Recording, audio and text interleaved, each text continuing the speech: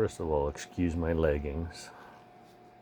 This is my underlayer that we relax in when we're not getting wood and fighting wolves. Hey, what we want to show is this.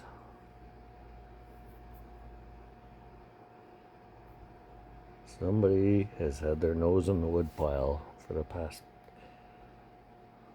half a day because there's a mouse or a chippy in there. And he's bringing all this sawdust into our camper. We didn't kill any chippies, but tomorrow's a new day. Except I gotta go to work tomorrow.